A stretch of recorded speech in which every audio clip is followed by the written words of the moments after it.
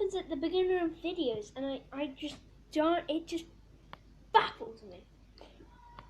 Anyway, you guys, welcome to a video, and today we are watching top 10 video game ripoffs that were better than the original. And today, can we have 5 likes? Okay. And if you want to subscribe, you can. I don't know why I'm saying if you want to, but I would appreciate it if you subscribed. Want to start right Randall alert. This is how you stop a Randall alert. Successful. Video game ripoffs are everywhere, but sometimes in a rare instance, they're actually good. We are running a $200 Amazon gift card giveaway the entire month. All you have to do to enter is like this video, be subscribed, turn on your notifications, and leave a comment why you want to win it with your Twitter handle attached. I will announce the winner at the end of the month on Twitter. Be sure to take advantage of the giveaway, guys. Turn on your notifications and be subscribed so you never miss an upload. And we've done a lot of talking on this channel about games that were absolutely a total ripoff of other games. However, it's not always the case where they're bad. Sometimes we get a ripoff and it actually ends up being better than the one that came before it. What's up, guys? Jimmy here. Welcome to Chaos Top 10s. And today we are going to be counting down our picks for the top 10 video game ripoffs that actually ended up better than the original. They ended up better than the game they actually ripped off. I know, that doesn't make much sense, but it happens from time to time, and we are going to cover them. Kicking off our list at number 10, and this one may shock you, Guitar Hero is actually a ripoff of Guitar Freaks. That's right. This wildly popular game, or at least used to be wildly popular rhythm game series, and everybody knows the Guitar Hero formula. You get your guitar with the colored buttons, the notes come at you to the music, and okay, along. That's not exactly Guitar Hero's formula. Guitar Hero is actually a straight rip of an arcade game called Guitar Freaks that was released in Japan in 1999 that featured plastic guitar controllers, colored buttons, and identical gameplay to the Hero series. As it turns out, Red Octane, the developers of Guitar Hero, were the makers of the actual guitar controllers for Guitar Freaks, which is what inspired them to take the concept and make it even better. And I want to know how well you were listening. How many times did I say guitar during that sequence?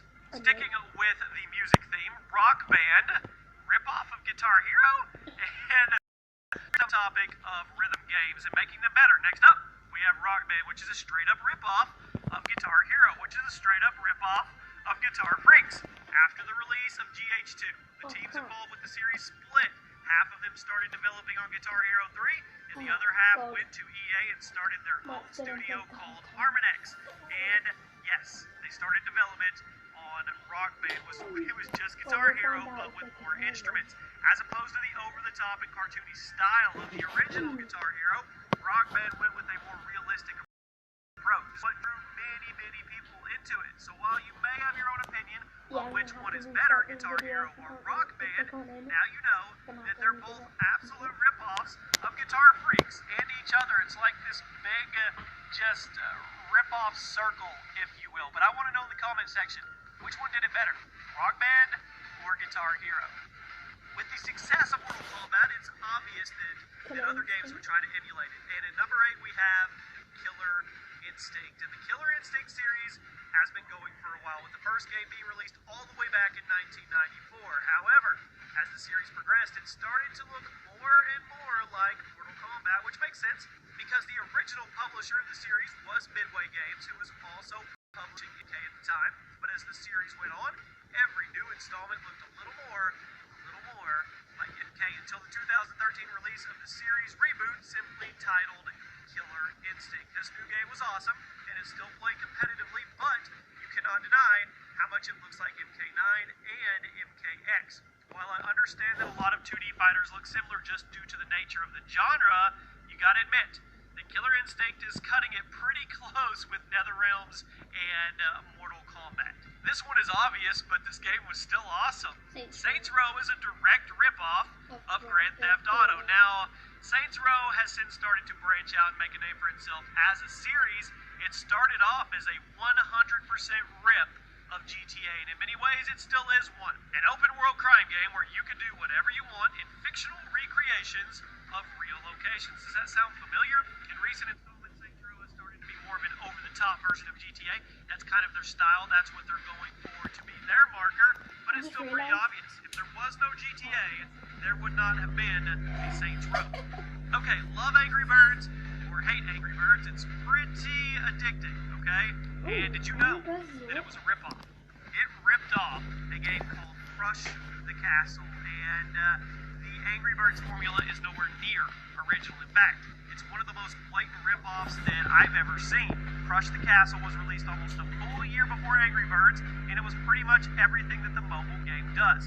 You have your catapult that you need to line up shots with the towers with, you have the certain projectiles with special abilities, and pretty much all of the special Angry Birds are ripped straight from this game's power-ups, like the one that splits into three, the one that explodes, the one that's bigger than the rest and hits harder. Does it all sound familiar? It's all right there. So while you didn't hear people talk about this more often and say, why is this such a blatant rip?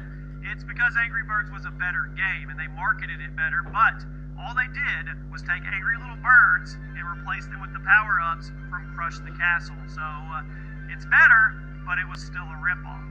Cracking into the top 5, and how dare it's just blasphemy to say Super Mario Brothers was a ripoff, but it was. Super Mario Bros. 2 ripped off Yumi Koji Doki Doki Panic. Wow. If you're familiar with gaming history, you know the whole fiasco of Super Mario Bros. 2. After the release of the first game, everyone wanted a sequel, but Nintendo didn't think that the Western audience was smart enough to handle what they had in store, so there were 2 different versions of Super Mario Bros. 2. One for the Japanese market, and one for the Western market. Aside from being way easier than the Japanese version, the Western version of Super Mario Bros. 2 is actually just a reskin of a different game called Yumi Koji Doki Doki Panic. That's not to say that it isn't a good game. The Western version of Mario 2 is actually pretty fun. It's different too, but I have to say it's pretty lame that while the Japanese audience got a brand new game, us Westerners got a simple reskin. Thankfully, the Japanese version of Mario 2 was later released to the Western audience as Super Mario Bros. The Lost Levels. But it always made me wonder why Super Mario Bros. 2 was way different from the original, and this is part of the reason why. At number 4, we have Farmville, which is a direct rip of Farm Town. During the height of Facebook games' popularity, Farmville was really the one leading the charge to be the most addicting and pointless game on the market. Not a title, well, I guess it's a title they wanted. But did you know that Farmville is actually a straight-up rip of a different farming simulation game? What happened here was actually pretty shady and kind of sad. In early 2009, a small unknown development team named Slashkey created a Facebook game called Farmtown that absolutely blew up in just a few months. But then, a much bigger development team called Zynga decided to completely replicate Farmtown and release Farmville, which exploded even harder and completely erased the success of Farmtown. Seriously, you can barely tell the difference between these two games. They're almost identical, and it's pretty sad to see a small development team find some success and then just have it completely ripped out from under them because somebody copied their game. At number 3, Devil May Cry is an awesome game, right? Well, Bayonetta was a direct ripoff of it. One of the most legendary hack-and-slash games ever is Devil May Cry, which was a huge inspiration to other developers and to the gaming industry as a whole. But in 2009, we got a game called Bayonetta, which was, for all intents and purposes, a complete ripoff of DMC. That's not a bad thing, though, as Bayonetta is one of the best hack-and-slash games ever made, and many consider it to be far superior to DMC. Bayonetta was a huge success due to it basically being a sexier and more stylish version of other hack-and-slash games. And if you haven't tried it, I absolutely recommend it. It's a ton of fun, and so is Devil May Cry. They're both great in their own right. This is a perfect example of a ripoff that wasn't crap. This one's obvious, but I have to mention it anyway, okay? It's worthy of the spot. Miss Pac-Man was a ripoff of Pac-Man. It was. It's funny, people get mad at developers nowadays if their sequel does too much of the same thing that the first game did back in 1981. Well, people ate it up. Gobble, like Pac-Man, you get it? Believe it or not, Miss Pac-Man is actually just a reskin of a ripoff called Crazy Otto. Some college students were developing their own game that was a complete ripoff of Pac-Man called Crazy Otto, but Midway Games was getting impatient waiting for the Pac-Man sequel, and, well, they actually bought the ripoff from the kids, reskinned the main character and the enemies, and released it as Miss Pac-Man 2. So, Ms. Pac-Man 2 is actually a reskin of a ripoff. You don't see that every day. The rabbit hole gets deep. And at number 1, we have Pong. Did you know that Pong is actually a total ripoff? It is, of a game called Table Tennis, the most famous video game ever. The game credited with kickstarting an entire industry is predicated on a ripoff. Released in 1972, Table Tennis was developed after 6 years of work by Ralph Baer, who had been trying to create a TV game for over 20 years. You can consider him the grandfather of video games.